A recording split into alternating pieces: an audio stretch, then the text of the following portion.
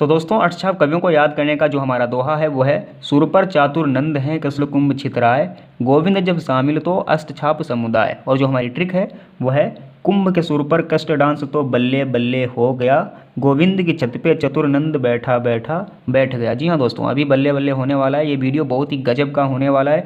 इसमें अष्टछाप कवि से संबंधित आपको बहुत बेहतरीन गजब की बहुत सारी ट्रिकें देखने को मिलेंगी। आज पूरा कॉन्सेप्ट क्लियर होने वाला है। तो दोस्तों मैं आपको बता दूं, इस दोहे से जो हमें बेहतर दोहा लगता है वो ये है, जो मैंने काफ़ी मेहनत करके दोहे तैयार किए हैं। तो सुर पर चातुर नंद हैं कसर कुंभ चितराय, अष्ट छाप के कवि हुए गोविंद दियो मिलाए। अब हम इस दोहे को दोहे की तरह भी पढ़ेंगे जरा। सुर पर चातुर नंद है रसड़ कुंभ चितराय,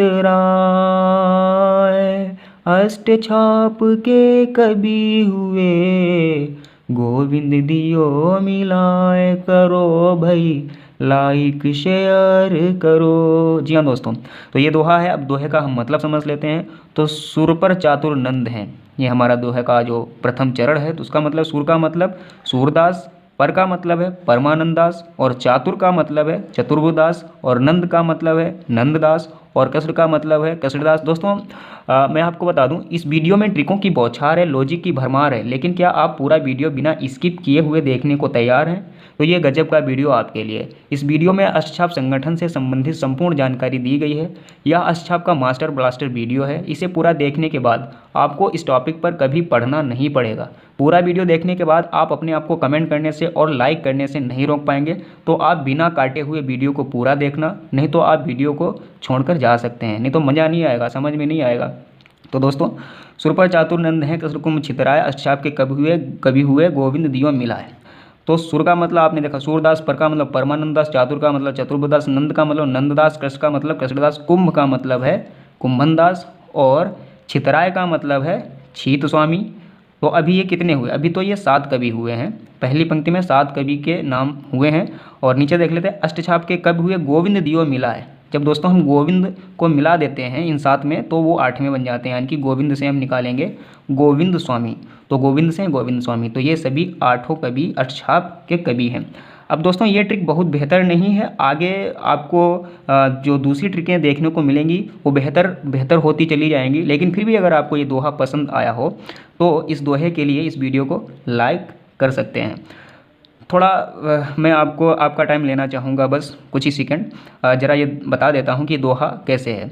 तो जैसा कि आपने देखा होगा, दोहा का लक्षण और उदाहरण वगैरह परिभाषा ये पूछ दिए जाते हैं।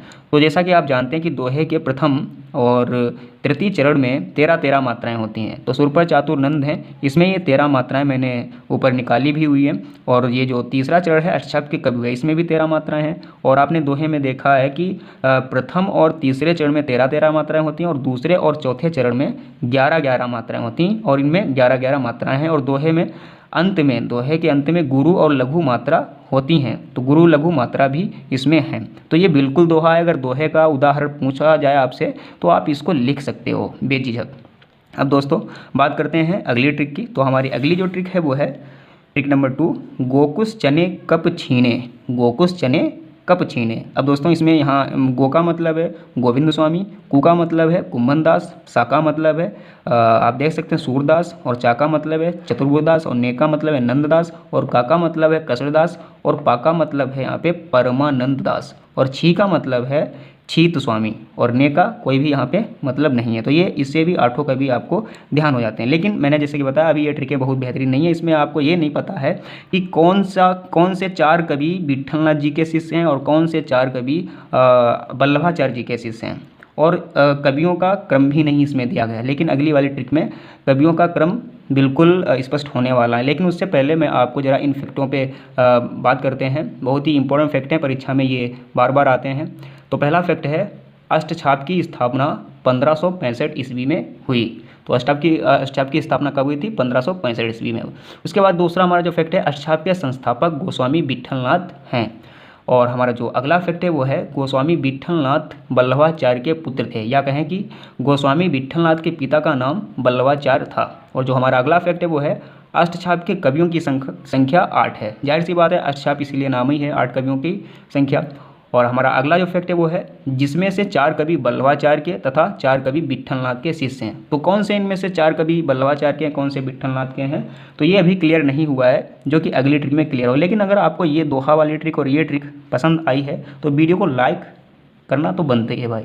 तो हमारी जो अगली ट्रिक है वो है ट्रिक नंबर 3, कुंभ के सुर पर कृष्णदास गोविंद चीतनंद भुजदास, पहले बल्लभ विट्ठल बाद, 8 कवि हैं अष्टछाप। तो ये भी एक चौपाई दोहे के माध्यम से, कविता के माध्यम से है ट्रिक। कुंभ के सुर पर कृष्णदास गोविंद चीतनंद भुजदास, पहले बल्लभ विट्ठल बाद, 8 कवि हैं अष्टछाप। अब दोस्तों इसमें भी मतलब देख लेते हैं। तो कुंभ का मतलब है कुंभन दास, सुर का मतलब है सूरदास, पर का मतलब है परमानंद दास और कृष्णदास तो कृष्णदास, और गोविंद का मतलब है गोविंद स्वामी, चीत का मतलब है चीत स्वामी, नंद का मतलब है नंद दास और भुजदास का मतलब है चतुर्भुजदास।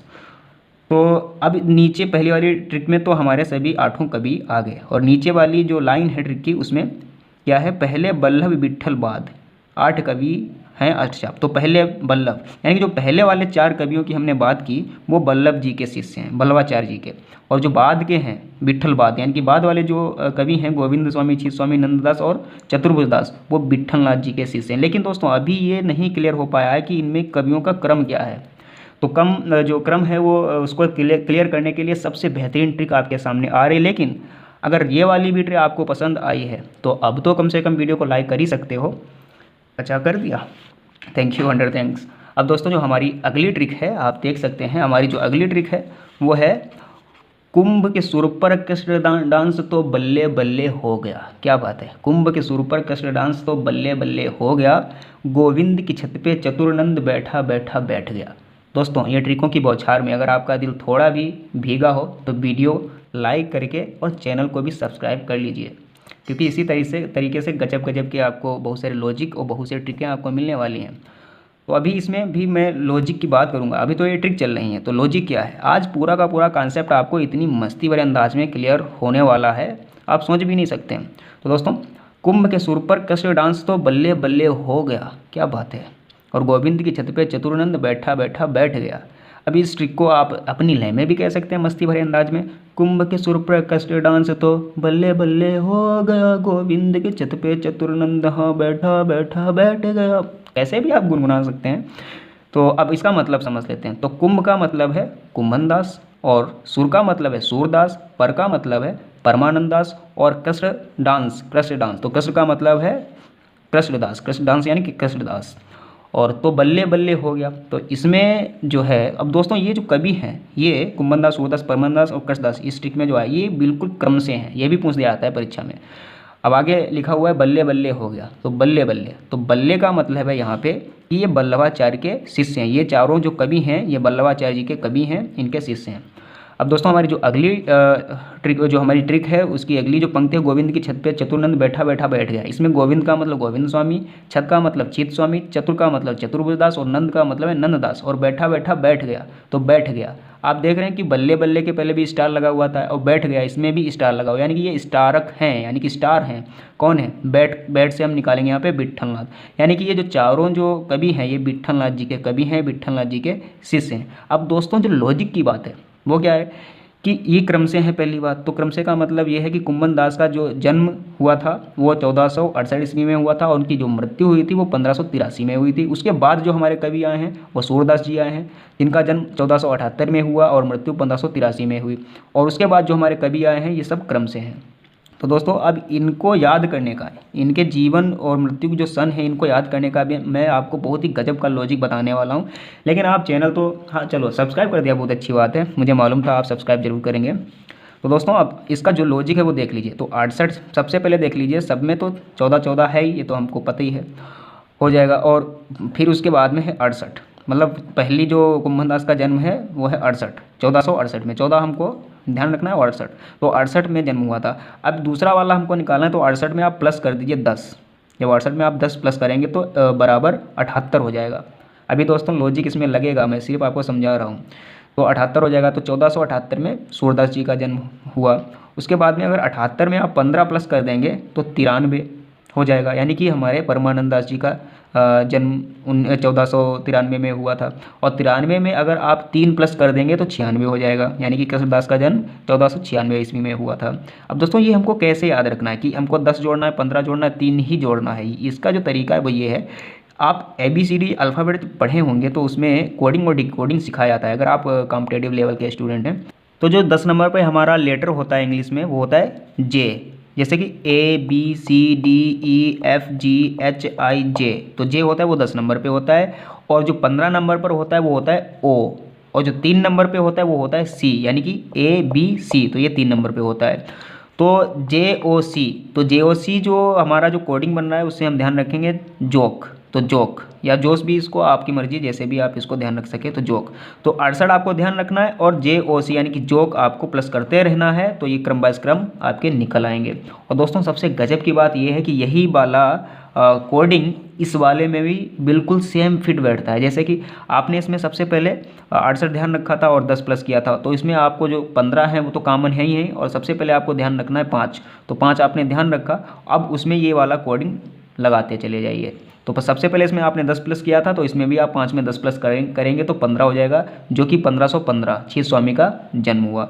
और 15 में आप कितना प्लस करना है, क्योंकि आपने दोबारा इसमें पहले 10 प्लस किया था, फिर जो आया था रिजल्ट उसमें 15 प्लस किया था, ऐसे ही आपको 15 में जो रिजल्ट आया उसमें 15 प्लस कर देना है, तो हो जाएगा 30, यानी कि 1530 में चतुर्वेदास जी का जन्म हुआ था।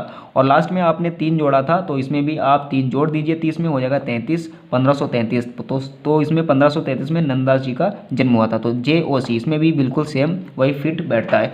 दोस्तों अभी वीडियो समाप्त नहीं हुआ है, लास्ट में जो मैं आपको बताने वाला हूँ बहुत ही गजब का लॉजिक है। जैसे कि बल्लवाचार्य विट्ठलनाथ जी के पुत्र हैं या विट्ठलनाथ बल्लवाचार्य जी के पुत्र हैं, भले हमको ये याद हो लेकिन हम कभी कभार कंफ्यूज हो जाते हैं कि कौन है भैया, बल्लवाचार्य जी विट्ठलनाथ के पुत्र हैं या विट्ठलनाथ जो हैं वो बल्लवाचार्य जी के पुत्र हैं। तो इसमें कन्फ्यूजन हमको हो जाता है, तो वो कन्फ्यूजन हमेशा दूर रखने का जो हमारा गजब का लॉजिक है वो ये है बॉबी। जैसे कि बच्चों का नाम होता है ना बॉबी, तो बॉबी मान लीजिए नाम है बच्चे का। अब हम इसका मतलब निकालेंगे, मतलब देखते हैं। तो इसमें बा का मतलब, बा से 2 मतलब हैं और बी से भी 2 मतलब हैं।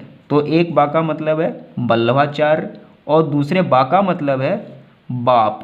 एक बा का मतलब बल्लवाचार्य, दूसरे बा का मतलब है बाप। और इसमें वी का मतलब है विट्ठलनाथ और दूसरे बी का मतलब है बिटवा, यानी कि हम गांव में नहीं, गांव की भाषा में बेटे को बिटवा भी बोल देते हैं। तो विट्ठलनाथ जी बेटा हैं किसके, बल्लवाचार्य जी के, और बल्लवाचार्य जी वो बाप हैं किसके, पिता हैं किसके हैं, विट्ठलनाथ जी के। तो ये भी आपको ध्यान रखिए। तो दोस्तों अगर आपको ये ट्रिकों की बौछार पसंद आई हो, अगर इन ट्रिकों की बौछार से अगर आपका दिल थोड़ा भी भीगा हो, तो इस चैनल को सब्सक्राइब भले ना करें, लेकिन इस वीडियो को ज़्यादा से ज़्यादा शेयर करना है अपने दोस्तों के ग्रुप में, और दोस्तों का भी दिल थोड़ा सा भिगो दीजिए, उनके भी ग्रुप में बौछार ट्रिक की करवा दीजिए। तो देर किस बात की, दबा के शेयर कीजिए। हम मिलेंगे अगले वीडियो में। Thank you.